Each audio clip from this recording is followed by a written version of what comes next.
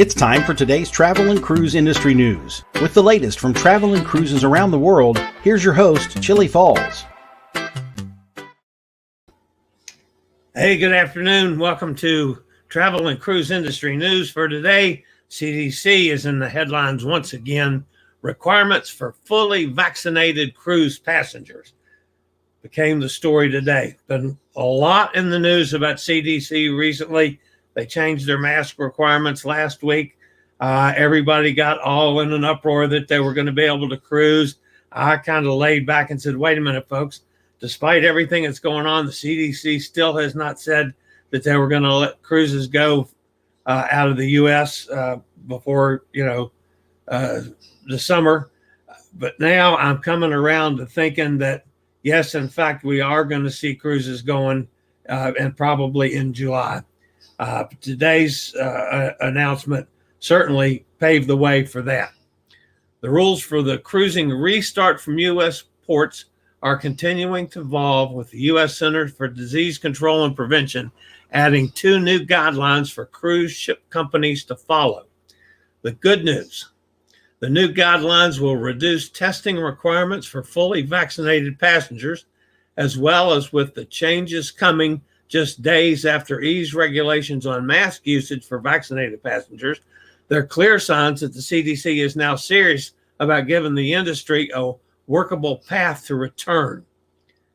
The revised operations manual now says that passengers who are asymptomatic and fully vaccinated do not have to be tested for COVID-19 upon embarkation, even if they have had a known close contact in the past 14 days.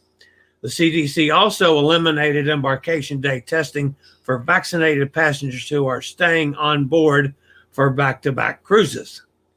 Even vaccinated passengers, this one I found shocking, who are displaying symptoms will be able to sail at the cruise line's discretion, provided there are testing and infection control measures in place for other common infections like the flu. Passengers who are unvaccinated will not have it so easy. They will have to take a viral test, that's an antigen or an NAAT test for COVID-19 on embarkation and debarkation. If they choose to do back-to-back cruises, they will also require testing prior to and at the end of the second leg. Passengers who are not vaccinated or who have documentation of recovery from COVID infection will be denied boarding if they display symptoms or had close contact exposure in the past 14 days. The updated guidance come days after the CDC relaxed its regulations on masks in outdoor settings on cruise ships, allowed vaccinated passengers to enjoy a meal or a few drinks outdoors without wearing a mask, except in crowded settings. Unvaccinated passengers will still have to mask up, included while sunbathing or lounge chairs spaced 6 feet apart, and in between eating or drinking during outdoor meal service. Now, one of the things that they still don't talk about, and maybe it's not the CDC's point, is the governor of Florida still has this mandate that he signed that says the cruise companies cannot require somebody to be vaccinated. Well, this certainly sounds like they're not only requiring it, but you got to have it or you get all these other things thrown at you.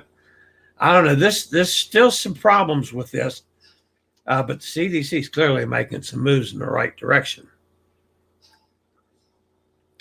Last week's CDC changes will also enable guests to go ashore and explore on their own pending local regulations. Earlier advice said they would have to participate in organized group tours in order to leave the ship. Now, that's the other good news. For indoor dining, the news isn't as positive. The CDC is sticking to its earlier advice based on the mask order that requires the wearing of masks on conveyances entering, traveling within, or leaving the United States and in U.S. transportation hubs. While the order permits temporary removing of masks for brief periods of time while eating or drinking, removal of the mask for extended meal service or beverage consumption would constitute a violation of this order. Of course, that could change in the future. The CDC continues to update stuff, so we'll continue to monitor it. But clearly, it looks like the CDC is serious about heading in the right direction and heading toward you folks being able to cruise this summer, and the possibility of saving part of Alaska like we talked about last week and get part of the Alaska sailing season in would be just awesome. So that's the travel and cruise industry news, breaking news for today. Keep watching this channel. We'll keep you updated as soon as we know more.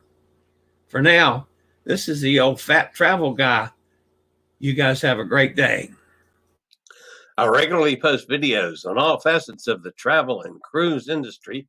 So if you like to keep up with the latest in cruise ships, ports of call, cruises themselves, Chillie chats, and travel and cruise industry news, just hit the little subscribe button in the lower right-hand corner. Hit the bell notification so you'll be notified when a new video is up or we go live.